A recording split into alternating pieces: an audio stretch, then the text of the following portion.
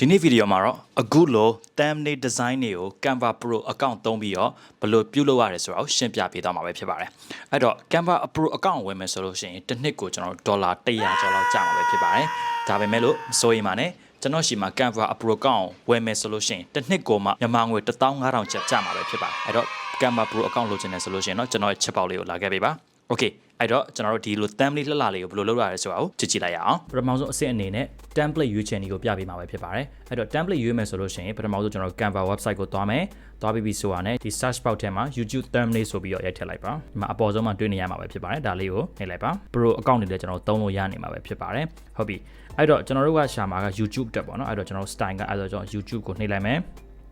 ပြန်နေကိုကဘလို့ style မျိုးကိုလုံးမှာတော့ tutorial ပုံစံမျိုးလားအဲဆိုရင်ကျွန်တော်ဒီမှာ tutorial နှိပ်လိုက်မယ်ဗျာဥပမာဆိုတော့ကျွန်တော်ဒီ template ကိုရွေးလိုက်မယ်ဆိုတော့ကျွန်တော်ဒီကောင်လေးကိုနှိပ်လိုက်မယ်နှိပ်လိုက်ပြီဆိုတာနဲ့ကျွန်တော်ဒီကိုရောက်သွားမှာပဲဖြစ်ပါတယ်အဲ့တော့ကျွန်တော်ဒီမှာတစ်ချက်ကြည့်လိုက်မယ်အကယ်ဒီ template ကိုမကြိုက်သေးဘူးဆိုလို့ရှိရင်ဒီဘက်ဘေးမှာကျွန်တော်ဆက်ပြီးရွေးလို့ရတယ်အဲ့တော့ကျွန်တော်ဒီကောင်လေးကိုပဲပို့ပြီးသဘောကျတယ်ဆိုပါဆိုအဲ့တော့ကျွန်တော်ဒီကောင်ကိုနှိပ်လိုက်မယ်ကျွန်တော်ဒါဆိုလို့အဆင့်တက်ပြီးသွားပြီပေါ့နော်အဆင့်2ကတော့ကျွန်တော်ဒီထဲကိုဓာတ်ပုံတွေဘယ်လိုထည့်ရမလဲဘယ်ဘက်ဘေးက upload ဆိုတာလေးကိုနှိပ်လိုက်ပါနှိပ်ပြီးပြီဆိုတော့ဒီမှာ upload file desktop ကဒီပုံလေးကိုကျွန်တော်ရွေးလိုက်ပါမယ်ဒီမှာဒါဒီအတန်းလေးပြည့်သွားပြီဆိုတော့ဓာတ်ပုံကဒီထဲကိုရောက်သွားမှာပဲဖြစ်ပါတယ်ကျွန်တော်ဒီမှာအရင်ဆုံးဒီဘက် template ပေါ်မှာကျွန်တော်မလိုတဲ့ဒီကောင်လေးကိုကျွန်တော်အရင်ဆုံးဖြတ်လိုက်ပါမယ်ဟုတ်ပြီဒါလေးကိုလည်းကျွန်တော်ဖြတ်လိုက်မယ်ဗျာ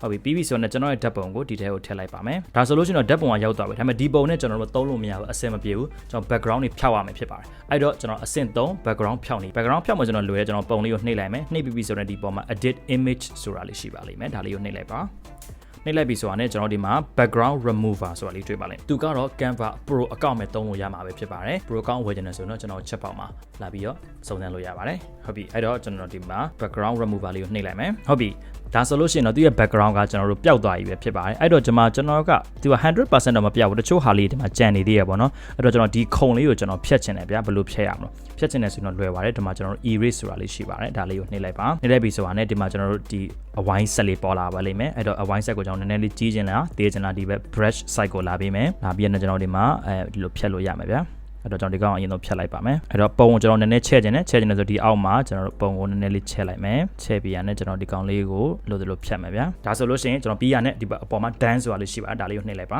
ဒါဆိုလို့ရှိရင်တော့ဒီမှာမြင်နေရတဲ့အတိုင်းပဲကျွန်တော်ရဲ့ background ကပျောက်သွားပြီပဲဖြစ်ပါတယ်ဟုတ်တော့ကျွန်တော်ဒီ background လေးကိုကျွန်တော်ဒီမှာထားလိုက်မယ်ဒီလိုလေးထားလိုက်မယ်ဗျာကောင်နည်းနည်းလေးချဲ့လိုက်မယ်ဟုတ်ပြီပြီးရနဲ့ကျွန်တော်ဒီ background ပေါ်မှာကျွန်တော်တို့ဒီ shadow လေးတွေထည့်မယ်ပေါ့နော် shadow ထည့်မယ်ဆိုတော့လွယ်တဲ့ဒီအပေါ်မှာ shadow ဆိုတာလေးရှိရယ်ဒါလေးကိုနှိပ်မယ်နှိပ်ပြီးရနဲ့ကျွန်တော်ဒီမှာ glow ဆိုတာလေးတွေ့ပါလိမ့်မယ် glow ကိုနှိပ်လိုက်ပါ glow ကိုတော့နှစ်ချက်ထပ်နှိပ်လိုက်မယ်ပြီးဆိုတော့ကျွန်တော်အနောက်ကဘလို့အယောင်လေးလုံးမှာတော့အနောက်ကကျွန်တော်အဝါရောင်လေးဆိုပါစို့เนาะအဝါရောင်လေးကိုဒီလိုလေး side ကိုဒီလိုအတိုးအလျှော်လေးလုပ်ချလိုက်မယ် okay ဒါဆိုတော့ရပြီအဆင်ပြေပြီပုံလေးတွေကိုကျွန်တော် thumbnail နဲ့ live ဖတ်အောင်ဘယ်လိုလုပ်မှာလဲ thumbnail design နဲ့ live ဖတ်တဲ့ပုံလေးကိုထည့်ချင်တယ်ဆိုရင်ဒီပုံမှာ element ဆိုတာလေးရှိပါတယ်ဒီ element လေးကိုနှိပ်လိုက်ပါ loud speaker နဲ့ on နေတဲ့ပုံပေါ့နော်အဲ့တော့ကျွန်တော် search box ထဲမှာ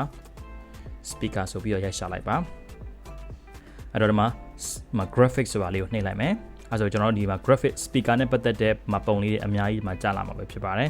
အဲ့ထဲမှာကိုနဲ့တင်တော်တဲ့ကိုကြိုက်တဲ့ပုံလေးကိုဒီမှာရွေးမယ်ဟုတ်ပြီအဲ့တော့ကျွန်တော်ဒီ mic လေးကိုကျွန်တော်ကြိုက်တယ်ဆိုရင်ကျွန်တော်ဒီ mic လေးကိုကျွန်တော်ရွေးလိုက်မယ်ဟုတ်ပြီရွေးပြီးပြီဆိုတာနဲ့ဒီကောင်ကိုကျွန်တော်ဒီနားလေးမှာထားလိုက်မယ်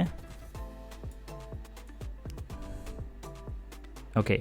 ပြီးပြီဆိုတော့နောက်ထပ်ပုံလေးတစ်ခုကိုထပ်ပြီးတော့ရွေးမယ်ဗျာနောက်တစ်ခုကတော့ကျွန်တော်ဒီမှာခလေးငုံနေတဲ့ပုံပေါ့နော်နောက်ပြီးဒီမှာတွေ့ပြီဆိုရင်ကလေးငုံနေတဲ့ပုံလေးကိုကျွန်တော်ထည့်မယ်ဒါတော့ကျွန်တော်အကြမ်းမြင့်မဲ့ခဏထည့်ထားလိုက်ပါနော် dog barking ဒီမှာ graphic ကိုပဲကျွန်တော်ရွေးမယ်ဒီမှာခွေးတွေဦးနေတဲ့ဟောင်းနေရဲ့အတန်လေးပေါ့နော်ဒါမှဒီမှာဆိုရင်ကျွန်တော်ဒီကောင်လေးကိုရွေးလို့ရမယ်နောက်တစ်ခုကျွန်တော်ထပ်ပြီးတော့ထည့်ကြည့်မယ် drill trail ပြီးဒီကောင်လေးကိုကျွန်တော်ဆင်ချိုက်တယ်ဒါလေးကိုရွေးလိုက်မယ်ဟုတ်ပြီဦးလောလောဆယ်အဲ့ဒါကျွန်တော်တို့ element တွေထည့်ပြီးသွားပြီ element ထည့်ပြီးဆိုတော့ကျွန်တော်တို့စာကိုဘယ်လိုပြင်မလို့ဟုတ်ပြီစာပြင်တာနဲ့လွယ်တယ်အဲ့တော့ကျွန်တော်ဒီမှာ text ကြည့်တယ်ဒီကောင်ကိုကျွန်တော်မကြိုက်ဘူးပြဒီကောင်ကိုဖြတ်လိုက်မယ်ဟုတ်ပြီအဲ့တော့ကျွန်တော်ဒီစာကိုကျွန်တော်ပြင်မယ်ဒီမြန်မာ font ကိုကျွန်တော်တို့ကမကြိုက်ဘူးဆိုပါစို့အဲ့အတွက်လည်းကျွန်တော်ပူစရာမလိုဘူးကျွန်တော်ရဲ့ဒီထဲမှာမြန်မာ font တွေကိုကျွန်တော်အများကြီးထည့်ထားပေးပါတယ်ဒီအကြောင်းကိုကျွန်တော်မကြိုက်ဘူးအနက်ရောင်ပြောင်းချင်တယ်ဆိုလို့ရှိရင်ဒီအပေါ်မှာ A ဆိုတာလေးရှိပါဒါ text color ကိုပြောတာပါဒီမှာကျွန်တော်တို့ကလိုချင်တဲ့ကိုယ့်ရဲ့ font အကြောင်းလေးကိုဒီမှာပြောင်းပေးမယ်ဟုတ်ပြီ okay အဲ့ဆိုရင်ဒီပေါ်မှာကျွန်တော်နောက်တဲ့စာလေးထည့်ချင်တယ်နောက်တဲ့စာလေးထည့်ချင်တယ်ဆိုရင်ဒီမှာ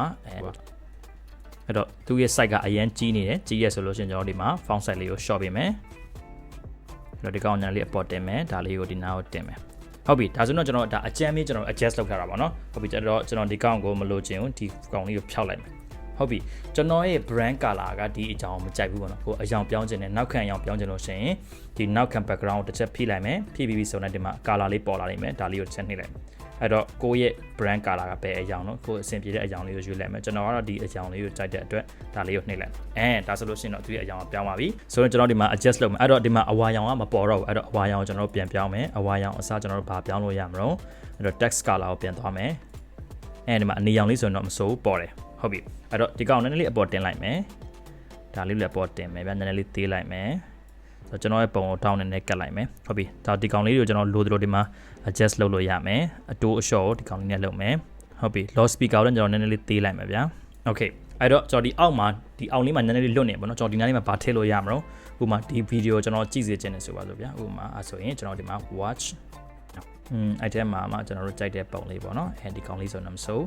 ဒါလေးကိုနှိပ်လိုက်မယ်နှိပ်ပြန်တဲ့သူကိုဒီအောက်မှာထားလိုက်မယ်ဒါဆိုလို့ရှိရင်တော့ကျွန်တော် thumbnail ကအလွယ်တကူပဲဒီ Canva Pro account နဲ့လုပ်လို့ရသွားပြီပဲဖြစ်ပါတယ်အဲ့တော့ကျွန်တော်ဒီ Pro account ကိုဝယ်ချင်တယ်ဆိုလို့ရှိရင်တော့ကျွန်တော် chat box မှာလာရောက်ပြီးတော့ဆက်သွယ်ပေးလို့ရပါတယ်အားလုံးအဆင်ပြေကြပါစေဗျာနောက်ထပ်ဗီဒီယိုမှာပြန်ဆုံကြမယ်နော် bye bye